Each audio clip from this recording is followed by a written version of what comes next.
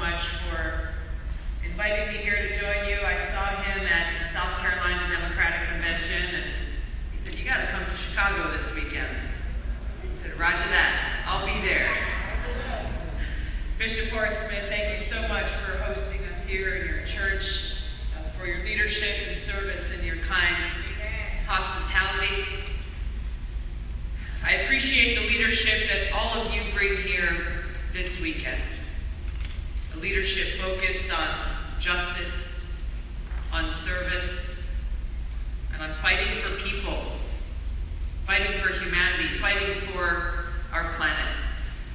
I grew up in Hawaii, and I grew up in a multi-faith family. My dad's Catholic, and my mom's Hindu. I'm the fourth of 5 kids, and at night we would often hear bedtime stories from both the New Testament as well as the Bhagavad Gita.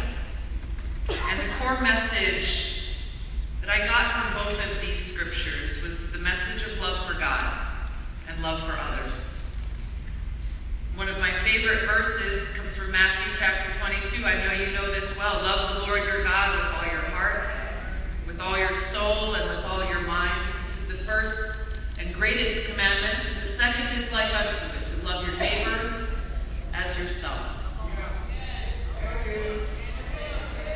So in Hawaii, you hear a lot about aloha. Greet each other with aloha, but it's not because it's a word that means hello or goodbye. It's a word that is so much more powerful. Aloha is love. So when I greet you with aloha, what I'm saying is that I come to you with an open heart, with love, with respect, with compassion, and a recognition that we are all God's children. We are all connected. And there is so much strength that comes from that aloha, that love, that cannot ever be mistaken for weakness. Because there's no force more powerful than love.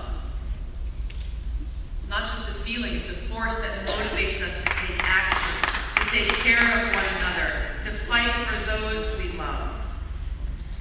It's love that drives a firefighter to go and run into a burning building to save the life of a total stranger. It's love that drives a mother to run into oncoming traffic to save the life of her child. It's love that inspires a soldier to put their life on the line, out of love for our people and love for our country.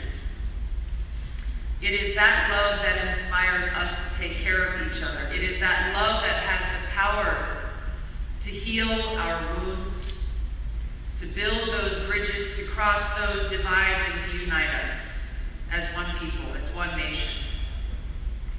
Dr. King came and visited Hawaii in 1959. And while he was there, he shared some powerful words. He said to our state legislature, "We look to you for inspiration as a noble example, where you have already accomplished in the area of racial harmony and racial justice what we are struggling to accomplish in other sections of the country." He said, "You can never know what it means to those of us who were caught for the moment in the tragic and often dark midnight of man's inhumanity to man, to come to a place where we see the glowing daybreak of freedom and dignity and racial justice."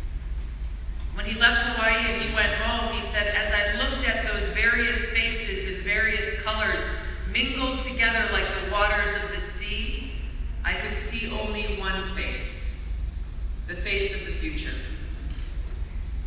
Now, his call to action to all of us was very clear. That we will stand together, and together we will get to that promised land. He called for us to stand united in that love, motivated by that care for each other to build that bright future together. And we have no time to waste. As the Reverend mentioned, I serve as a major in the Army National Guard, and I've served as a soldier for over 16 years and deployed twice to the Middle East, and my first deployment was to Iraq in 2005, which was during the height of the war, where we saw the high human cost of war every single day. Our camp where we were based was about 40 miles north of Baghdad and was nicknamed Mortaritaville because of the daily mortar attacks that we endured. But there was a big sign at one of the main gates to our camp that I saw within the first couple of days of getting there. And in big block letters, that sign read, "Is today the day? Is today the day?" It was a stark reminder every single day that we were there that any day could be our last. And it was a reminder for me to ask myself, what am I doing with my life? How am I making the most of the time that I have? And that reality that we face there is the same reality that each of us faces here. That same question is the same question we must ask ourselves, because we have no time to waste. There is so much at stake because our brothers and sisters are suffering, struggling just to survive, dealing with a so-called healthcare system that's actually a sick care system.